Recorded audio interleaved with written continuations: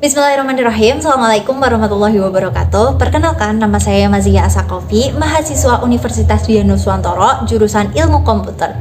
NIM saya A1120231551. Saya akan menjelaskan atau mempresentasikan tugas final exam materi Pendidikan Pancasila. Nah, di sini saya mengangkat topik korupsi. Pengertian korupsi sendiri menurut Undang-Undang Nomor 31 Tahun 1999 tentang TPK atau tindak pidana korupsi, yaitu setiap orang yang secara melawan hukum memperkaya diri sendiri atau orang lain atau suatu korporasi yang dapat merugikan keuangan negara dan perekonomian negara, itu disebut sebuah korupsi. Di setiap negara memiliki beberapa bentuk korupsi yang berbeda-beda. Nah, di Indonesia sendiri ada 7 bentuk perbuatan korupsi. Menurut Undang-Undang Nomor 31 Tahun 1999 dan Undang-Undang Nomor 20 Tahun 2021, itu Indonesia ada 7 bentuk korupsi. Tentunya perbuatan korupsi tersebut dilakukannya antara secara individu ataupun kelompok. Nah, hal tersebut itu berkaitan dengan klasifikasi bentuk korupsi. Yang pertama yaitu individual corporation atau dilakukan individu, dan yang kedua petty corporation yang dilakukan korupsi kecil-kecilan dilakukan oleh aparat dalam kegiatan sehari-hari, dan yang ketiga yaitu endemic corporation, korupsi sudah terintegrasi dalam sistem ekonomi, sosial, politik, masyarakat gitu. Dan yang terakhir atau yang keempat itu tentang grand corporation, yang korupsi ini dilakukan para pejabat pengambil keputusan tertinggi biasanya. Dan selanjutnya yaitu tentang pelaku korupsi. Jadi siapa aja sih pelaku korupsi? Jadi pelaku korupsi menurut data dari KPK tahun 2024 sampai 2020 itu paling tinggi pertama adalah pihak swasta. Jadi pihak pertama yang paling sering melakukan korupsi yaitu pihak-pihak swasta. Dan yang kedua itu anggota DPR atau DPRD. Dan yang ketiga yaitu pejabat eselon.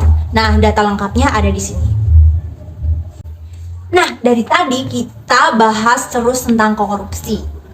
Tentu saja korupsi itu ada penyebabnya. Jadi apa sih penyebab dari korupsi itu sendiri? Menurut John Therapy atau Jack Bologna, itu penyebab korupsi ada 4.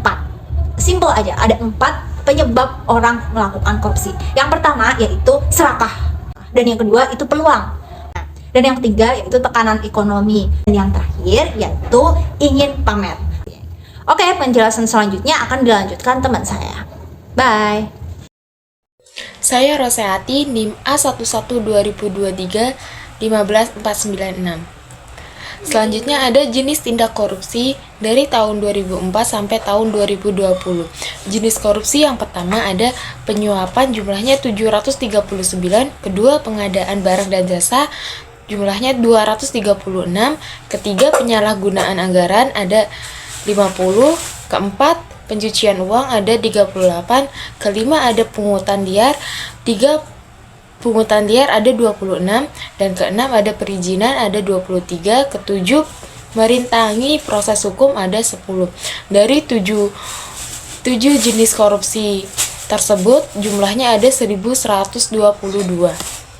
Penyebab korupsi Gun Theory dari Jack Bologna ada 4. Yang pertama greed atau serakah, kedua opportunity atau peluang, ketiga needs atau tekanan ekonomi, dan keempat exposure atau ingin pamer. Penyebab korupsi selanjutnya itu ada front triangle dari Donald R. Creasy. Ada 3, yang pertama tekanan, kedua peluang, dan ketiga rasionalisasi. Lalu ada dampak korupsi. Dampak korupsi kurang lebih ada 7. Yang pertama, inefisiensi dalam penyelenggaraan negara. Kedua, kenaikan biaya administrasi. Ketiga, mengurangi kuantitas dan kualitas hasil pembangunan. Keempat, pelayanan publik menurun. Kelima, menurunkan martabat aparat demokrasi. Keenam, ketidakpercayaan masyarakat terhadap demokrasi. Ketujuh, ketimpangan dalam pendapatan. Untuk ciri red flag manajemen itu, yang pertama ada enggan memberi informasi pada auditor, kedua keputusan didominasi individu, ketiga lingkungan pengendalian lemah, keempat mempunyai saldo rekening tidak wajar, kelima transaksi besar di akhir tahun, dan keenam kontrak jasa konsultasi yang tidak ada hasilnya, ketujuh banyak dokumen hilang atau fotokopian tidak lengkap. Lalu semangat untuk melawan korupsi. Yang pertama, korupsi musuh kita bersama. Kedua, menjadi mindset yang harus dimiliki setiap individu. Ketiga, individu berintegritas berani menolak korupsi. Keempat, pemimpin role model berintegritas. Kelima, virus influence bagi kelompok dan lembaga. Keenam, semangat melawan korupsi menjadi gerakan. Halo, saya Farida Kurataini dengan NIM A112023154778.